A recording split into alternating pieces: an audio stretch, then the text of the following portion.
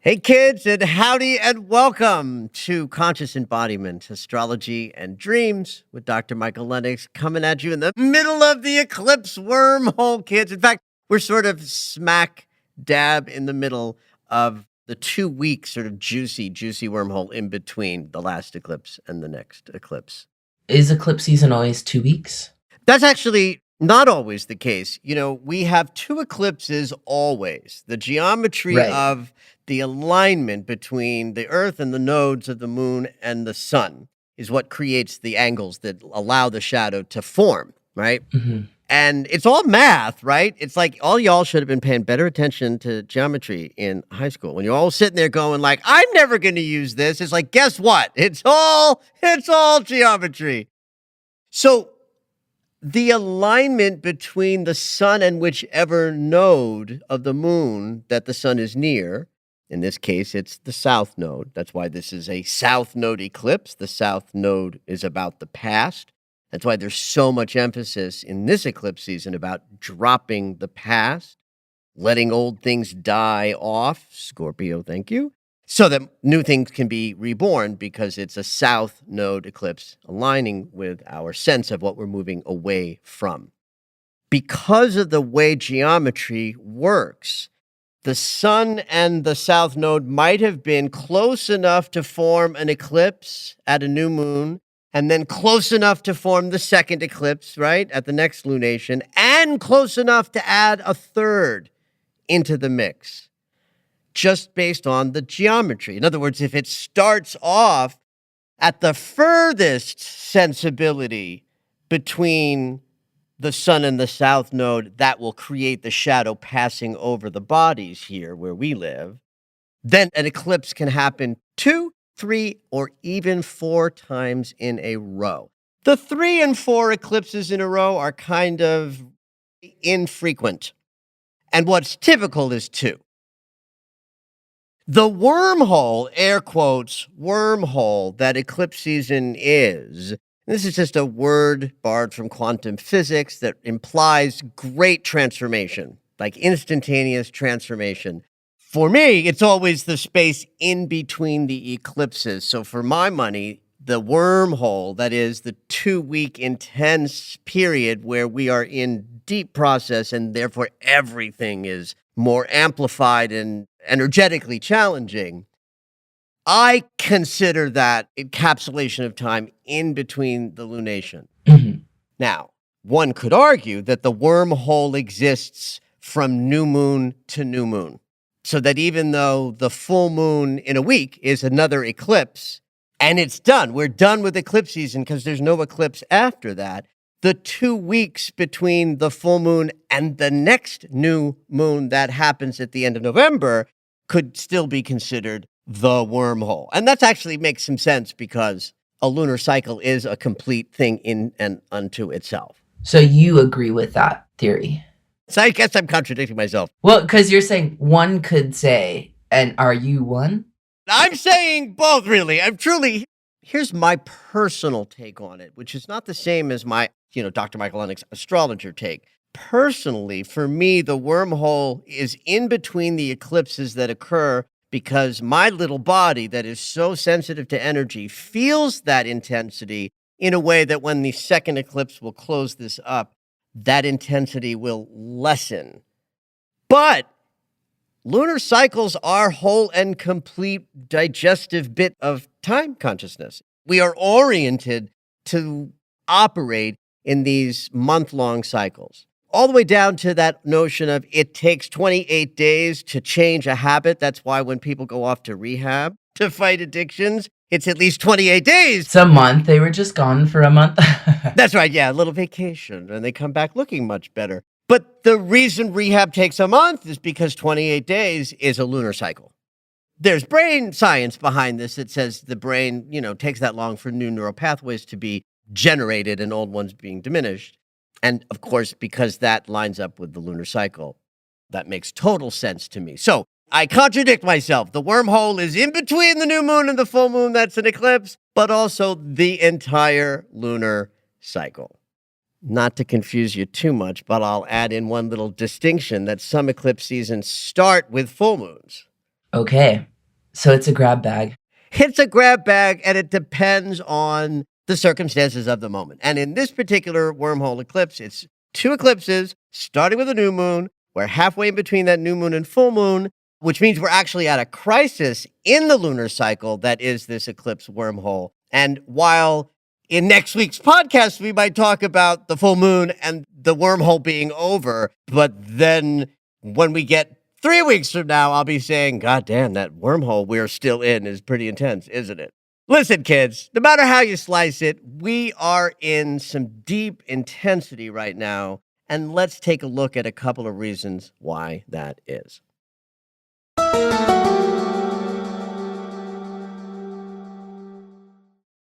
So one thing to note that I would never talk about on this podcast because I'm looking at bigger cycles than just like what the moon is doing on any given day. But since we are in eclipse season and we're talking all about how we move through lunar cycles that are also wormholes, it's important to note that today, Monday the 31st, the sun and the moon are squaring each other. The moon moved into Aquarius a bit ago, and midday today, she will square the Scorpio moon. And this is a standard crisis moment that's built into every lunar cycle. So if you think of the beginning of the lunar cycle as the intention setting moment, and 2 weeks later is the fullness of the middle of that cycle where we harvest the benefit of the intentions we set. That first 90-degree angle that the sun and the moon make with each other that we are experiencing today is a crisis between our conscious awareness and our unconscious impulses that we bump into. At the new moon, those things are in the same place. Our conscious awareness and our unconscious availability is at the same point in space, and that gives us the power to set intentions, which we do with our conscious awareness, but we plant them into the fertile soil of the unconscious. 7 days later, when now our conscious awareness and our unconscious impulses are relating to each other in the angle of conflict and obstacle, it's thought of this moment, this first quarter moon crisis, as being the kind of challenging moment where intentions either fail or thrive. Like the seed, like using the seed as a symbolic analogy. You stick the seed in the ground and you keep it nice and wet for a little while, and about 7 days of soil and water, the seed cracks. Ow. Did it germinate? Doesn't quite know if it's going to fail or thrive, but either way, it cracks, which hurts, which is the beginning of the possibility of either thriving or failing. That's the analogy, the symbolic analogy of the first quarter moon, and we're in that today. And again, I would normally not ever mention the first quarter moon on this podcast, but since we're talking about a deeply transformative and powerful cycle that everybody wants to kind of know where they're lining up in it because we're all being changed as we go, as we start this week out, there's a little bit of extra intensity, partly because of something that Mercury did. He moved into Scorpio. So we now have Sun, Venus, and Mercury all together in the most intense sign of the zodiac. So that means our conscious awareness is here, thinking about and operating in the realm of death and rebirth, but so is our heart centers with Venus in Scorpio, and so now is our minds because Mercury moved into this intense sign about 3 days ago. So part of why I'm mentioning the first quarter moon that hits today is because that first quarter moon is also going to squares are conflict, square our emotional body, which is more deeply reactive and intense right now because Venus is in Scorpio, and square our mental body, Mercury, who's just dropped into the cauldron of change and transformation. So with conscious awareness, our feelings driven by Scorpio, and our thoughts now, the level of emotional intensity that's possible as we move into this week is epic and sort of right in alignment with what we would expect in a Scorpio eclipse season. The drama continues. Well, let me add to this, though, that yesterday is the day that Mars turned around. Like, so much is happening in this first half of this crazy wormhole with both Venus and Mercury and Scorpio now and Mars turning around yesterday and it being a wormhole. So, yes, we are not going to be used to Mars's backward motion for at least another week. He's been at the same degree point for days now and will stay at 25 degrees of Gemini for another bunch of days, though now he's moving backward. So we have officially started the 2.5-month period where decision-making is going to be challenged, potentially compromised, where our relationship to anger and reactivity is being reworked. So if you have issues around same, they're probably going to come up over the next couple of weeks and months. And in this first few days of trying to get used to what it's like to walk through your body in the world while the planet that governs that embodied movement is moving backwards, these first few days of the week have the potential to be clunky, bumpy, intense emotionally, and in our thoughts and expressions. And that kind of has a bit of a peak yesterday, today, and tomorrow.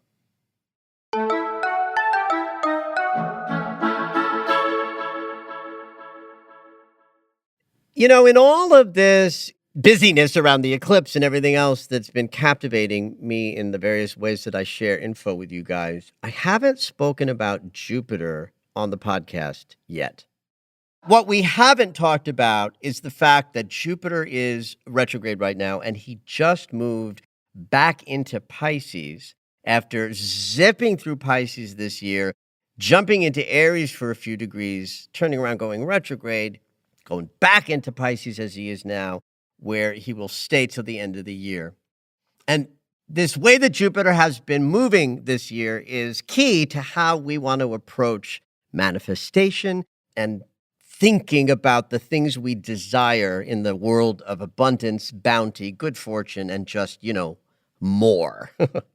I want more of that, and I want it delivered. That's what Jupiter says. In fact, that cute little, I want it all and I want it delivered, that fiery kind of, I want it all, that you might consider a Jupiter in Aries consciousness. If Jupiter's about all the good fortune and Aries is about fiery action, then manifestation, while Jupiter is in Aries, is all about doing the do. Like physically behaving in ways that create the bounty that you desire, because the sign is ruled by Mars. There's this thing called disposition, which means the mood that the planet is in is given to him or her. I like to gender the planet, so I'm desperately trying to stop that habit. Yeah, just trying to catch up. It's 2022, Michael. I know so, but I'm also 59 years old and I have 25 years of gendering planets in my mouth. I'm training myself. So Jupiter in Aries has disposition from Mars. So the key to creating anything you desire when Jupiter's in Aries is it's about taking action. Jupiter in Pisces is a much more internal approach to manifestation because Pisces is the realm of pre-form. Aries is the first moment. Yeah, would that be like building your self-confidence? Well, gorgeous question. What I would say is that Jupiter in Pisces is an internal experience of finding the expansiveness of possibility within you. And Jupiter in Aries is where we shove it out into the world confidently. What's powerful about this, when you look at it through the lens of manifestation, is that The passage between Pisces and Aries is the birth canal of our consciousness. Pisces represents the infinite field of all possibility through which we are connected and all form springs. And then Aries is where we start that up. So 0 degrees of Aries following 30th degree of Pisces is literally called the birth canal of the zodiac. One could even think of the spinning moon in the lunar cycle. Every time the moon passes over 30th Pisces 0 Aries, we are birthing ourselves anew because our unconscious is following that line that goes from the unconscious into conscious awareness and form. So here's the story of Jupiter in 2022. He entered Pisces at the very beginning of the year and shot through that sign, and in about 4 or 5 months. So the first 4 or 5 months of the year, we were in an inner experience of preparing for abundant expansion that once we got into like May of this year, might have felt like we were ready to take on the world and move things out powerfully and start shit up. But this summer, Jupiter went retrograde. So he started trekking backwards in Aries until he got to Pisces, where he crossed backward over that birth canal into the womb. He like climbed back into the birthing preparation space. So this is important, especially with long-term projects or how you're thinking about what you're attempting to accomplish this year and into next. That once we moved into the Jupiter in Pisces territory, which we did last Thursday, we now have between now and the end of the year with our manifestation consciousness in the inner landscape. So that makes this period of time rich and important for creating the mental and emotional equivalents of the things you want to create in form. That's what the laws of attraction and manifestation technique tell us, that it's the mind that plants the seed and the emotions are the fertilizer that allows something to grow. That's what I call, well, not me, Emmett Fox talked about the mental equivalent 120 years ago, this Science of Mind writer who talked about you cannot create anything outside of you unless you have a mental equivalent of the thing inside of you. Now, of course, we know that it's not just mental, it has to be emotional too. You want to generate the feelings of the thing itself, how you might feel having that thing. And you attach the thought and that felt sense of yummy, yay, can't wait for that experience. And aligning that inner mental and emotional equivalent is sort of the secret, they say, to powerful manifestation. So we're in that territory now throughout the rest of the year. Jupiter will be backward moving till like the 3rd week in November, and then he'll turn around and go direct in Pisces until solstice time. Like on December 20th, Jupiter will finish this Pisces-Aries dance, move into Aries definitively, and will spend the rest of next year sort of moving through Aries into Jupiter and doing some retrograding in Jupiter up ahead. And we'll talk all about that next year. But meanwhile, back to now. We are in a wormhole eclipse that is designed to go deeply into our heart centers, rip them open a little bit to have us dig deeper to even greater levels of deserving, of desire leading to action, all that heartfelt emotional equivalent of things. We're in an eclipse wormhole that can transform our hearts so that where there is undeserving, that can be healed so that more deserving consciousness can flow into your hearts. And then we can take that greater spaciousness into our Jupiter consciousness and spend some time in November and December in that inner contemplation of that which you want to create for next year, and understand that when we get into post-solstice December and into 2023, we're manifesting on fire for a few months, And the effectiveness of that time will largely depend on how deeply you go during this time. So the inner landscape is rich, rich, rich. In fact, the inner landscape, or the unconscious territory, or sometimes I like to call it the below, is represented in astrology by the water signs. Water connects us to our emotions and our unconscious in astrology. And so having this intense, watery Scorpio lunar cycle with the planet of abundance moving back into the water sign of Pisces, the inner world is churning like crazy. And that's where you want to go, both for your healing experiences and the preparations for the manifestation desires that you have, so that next year can be a powerful year of expression out in the world. And these last few months of 2022 can be best used as a kind of inner preparatory experience to that end.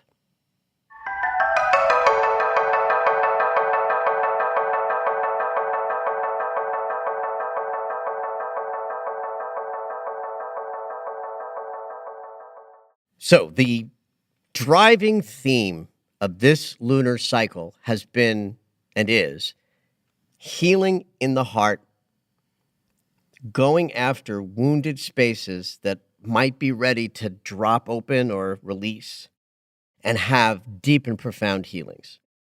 It's kind of why it has the potential of being so emotionally uncomfortable these, couple of weeks, is because, you can't heal a wound that isn't re-triggered. I mean, that's how healing happens. Healing occurs when we allow the wound to be re-triggered, but rather than just diving into that space, we allow the triggered feelings, but we hold a kind of sacred container around it, breathe a little love into those inner hurtful places, and healing occurs. So I've talked a lot about this ongoing great eliminator angle between Chiron in Aries and the south node of the moon in Scorpio. This is like a 5-pass hit, started at the end of August. There was one just a week or so ago, right before eclipse season started, and there's a final one at the end of December. That's a lot of energetic support from the healing presence energy to go into the cauldron of our baggage place where the past is just waiting to be, healed and released. So remember, it's the nodes that create the eclipses. This is a south node eclipse, so it's designed to help us heal the past. Chiron's been staring at that south node since the end of summer, going, here we are, I'm healing, I'm scraping, I'm reaching into the bowels of your heart and belly, tearing up those little hurt spaces so that we can, let them go and have a healing. And then we got an eclipse. That's a south node eclipse, right? I hope this is landing for you guys, that even though you may not be astrologers in your own right, that these thematic things of south node, past, Scorpio, intensity, healing, Chiron in conjuncting that south node, so that we're in a kind of surgical process of healing wounds. And then the eclipse that's based in Scorpio just drives this whole thing home as, me subject to hyperbole, like the biggest healing I've ever seen as an astrologer. Again, I don't mean that. It's just fun to be hyperbolic.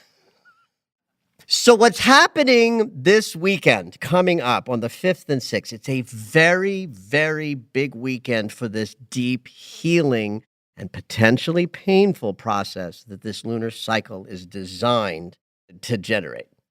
So remember, the south node is the anchor of the eclipse, and Chiron's been hitting it in the great eliminator angle.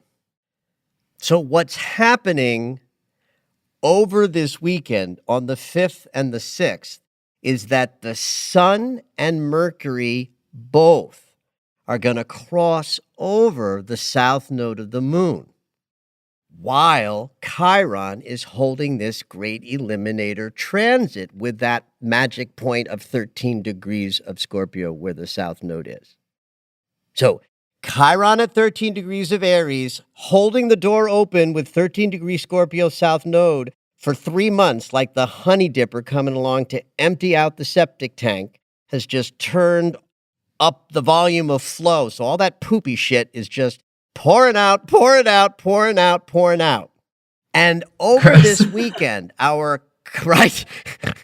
conscious awareness of our sun crossing the South Node is going to allow all of us to like see into that basement room, you know, the room where you store all the shit you're not willing to look at yet. Yeah. You know, they used to call that the shelf. Oh, I put that on a shelf. Oh, I put that on a shelf. And then one day my shelf fell down. Yeah. The shelf of where you stored all the shit you weren't ready to look at. Well, guess what? Sun on the South Node will not allow you to miss anything. You can't be in either denial of things that need your healing attention or unaware of them. Like the light of consciousness will be shining on that cauldron of muck that we're trying to free ourselves of. And Mercury swiping by means we can talk about it. We can process. We can interact with others if there are deep, difficult, and vulnerable conversations to have about letting go of the way we used to give and receive love to have a greater expression of giving and receiving of love. So if anybody out there is having a narrative that's very specific to a relational conversation that's dicey because a change is afoot so that more love can be experienced, you bet your ass this weekend is going to be rich with both inner thoughts about such things as well as the potential for interactions with others that are required at this time because a particular relationship might be causing some of this hurt that's being triggered so that you can heal it. So this is only week 1 into week 2 of the eclipse season, kids. So it is going to be intense. Last week was, and so will this week be. And then when we get together next week, we're going to be talking about the full moon that's a total eclipse. So the whole lunar cycle is going to be quite the wild ride. I hope y'all are feeling held by the arms of the Divine Mother as she carries us through even the most difficult of healing experiences. Have at it, kids.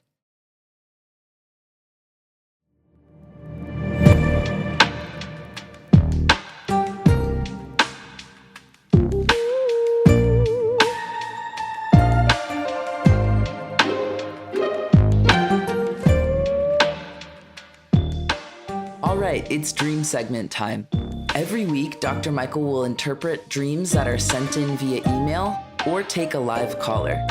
If you would like your dream interpreted on the podcast, you can go ahead and email us at dreams@michaellennox.com. Hopefully your dream will make it onto the show.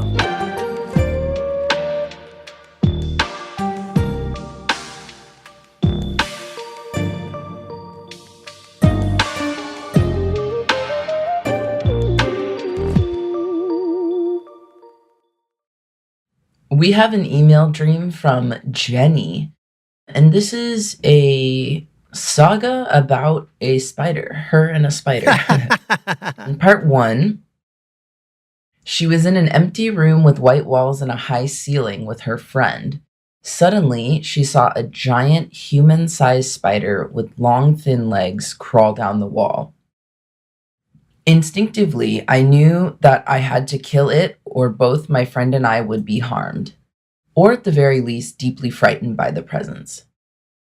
My friend ran out to find a heavy object that we could use to throw and squash the spider. But when she was gone, I reached out, grabbed 1 or 2 of its long, thin legs, and used them like a rope to pull it off the wall and swing it back to slam it into the other wall. I did this a few times until I knew it was dead. I called out to my friend that it was okay to come back into the room. I felt powerful, clever, resourceful, and unafraid. Also relieved. All right, there's a second part of the dream. So here's part 2. I went to visit the previous owner of the house that my husband and I currently live in. I was surprised and impressed by the large living room in the new house. The scene outside the window was of nature with green hills and trees, a blue sky, but most surprisingly, calm water below us, like we were on a houseboat or a river or a lake.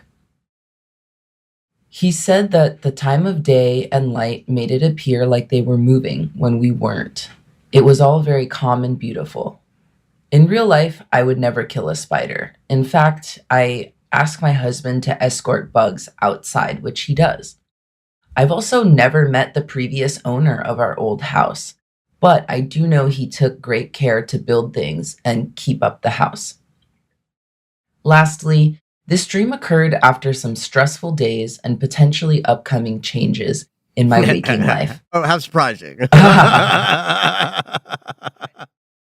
I was feeling lost, drained, and a little less hopeful about things than normal. Thank you for taking the time. I appreciate your wisdom, Jenny. Oh, well, thank you, Jenny, and I appreciate your dream. Spider medicine is ultimately about patience. Look, there are layers of meaning with everything, and certainly the spider also connects to ingenuity, creativity, because of this powerful web that they're capable of spinning is sort of an amazing feat of engineering. So you can't separate that from spider medicine, really, because that's what we all know about spiders. No, I know, not every spider spins a web, but like every third grader, learns about spiders and webs, Charlotte's Web. So there is that sensibility of efficiency and capacity, capability in spider medicine. But the more important element of what a spider reflects to us is the patience and the trust in abundance piece. What's the web for, kids? It's basically a vending machine for food, right? The spider spins the web with its beautiful ingenuity and then goes to the corner and waits, trusting that their abundance will fly right into their home. Right? So the patience piece and the abundance piece is a juicier piece of the spider medicine and the one that I tend to respond to. So what's interesting is Jenny tells us that there's a stressful life event that she's struggling with. And I look at these two parts of the dream and I see patience and impatience in part one and patience in part two. Right? Here's why. She's in this empty room, white walls, high ceiling with a friend. Now, I wish I knew who her friend was or what that friend consciousness was in the room, because that counts. So, Jenny, if you're listening, think about one or two or three adjectives that describe your friend and understand some aspect of you is there with you. So think about your friend, give her a couple of adjectives that describe her sensibilities, and understand that whatever you're struggling with at the time you had this dream, where in fact the first part of the dream is expressing your impatience, your reactivity, your sort of dogged sense of protectiveness, that need to kill the spider, is reflecting some sort of chaos that is present for me because there's maybe an absence of patience or trust in the process. So this friend in the dream is important in the psyche of Jenny because it speaks to what are the qualities that Jenny's unconscious is telling her she kind of needs access to right now while she's grappling with this defensive, reactive sense of, I got to kill the spider. The fact that she feels so emboldened and empowered after killing the spider does not mean that it was the right thing to do, because it literally could be reflecting an old pattern of reacting negatively when in crisis. So I think this first half of the dream is sort of reflecting an old pattern of responding to change or challenge or chaos with reactivity, judgment, all of this chaos in the dream of trying to kill the spider when patience might be a better tack. That's something that's interesting to me in the first dream, when then we get into this part two, where everything is about who Jenny is. It's her home. Only she's going back to these sort of origins of the home, right? It's the house she and her hubby live in. So we know that it's a dream about her current sense of self. But she's not just in today, she's going back to the owner, back. Now remember, it's a dream. It's not literally about the man who built her house. It's about going somehow more in, more backward, more into what is organically a part of who I am. That the first dream is saying, patience is needed. And in the second dream, there's a kind of stillness and a calm and a sense of flow and movement possible while still feeling a sense of stillness. That reminds me of what it's like when we move through life guided by patience and trust, as opposed to the first dream, which is like moving through life, not trusting, feeling like they've, I've got to pick up, the control of everything and kill the spider when perhaps the spider is there for important value. I like spiders. I mean, I don't think we've talked too much about spider medicine, and I had a reoccurring spider dream as a kid, so I was really curious to know about spiders. Yeah, I had this very vivid reoccurring nightmare where, so I don't know if you've ever been to California Adventures, but when I was a kid, there was an experience from A Bug's Life, and at one point, all of like these a ride giant spiders, based on the movie. Yeah, and at one point, all of these giant spiders fall from the ceiling. And so my nightmare, had those giant spiders that would drop down into my backyard. Right. Now, it's a great description of how certain recurring stressful dream images wind up showing up for us because we see it first as an image in media. Yeah. I saw it as a stressor, as something to be feared. That's right. So I wouldn't necessarily say, well, spider was your medicine as a kid. I mean, we might find a way to declare that. But what we do know is that you saw a message that said scary, fearful moments and spiders are synonymous. And then your brain grabs that image so that other times in your childhood when you felt stressed or afraid or whatever was similar to that initial sort of stressor, that dream would be a good reflection of that particular stress. And that's how a recurring dream image is created. In fact, I very rarely read dreams for people like over 40 where it's peppered with zombies, but under 40, it's all zombies because of video games. Oh, I didn't even think about that.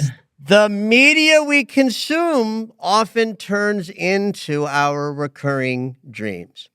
But just real quick, back to Jenny and her spider dream, that when a dream is sort of showing it up as a spider in, not as a stressor, not as a recurring dream, not as something from a media image, I would invite any dreamer to think about where might patience and trust, especially in the flow of abundance, where is that? Well, it's in the spider consciousness within you. Find that and then go crawl to the corner of the web that you've just created and understand your bounty, your good will come to you if you wait. Thank you for listening to Conscious Embodiment, Astrology and Dreams with Dr. Michael Lennox. You can find us on Apple Music, the iHeartRadio app, and anywhere you find your favorite shows. Head on over to michaellennox.com for information on astrology readings, the Daily Astro Alert subscription, upcoming classes, and to join the mailing list.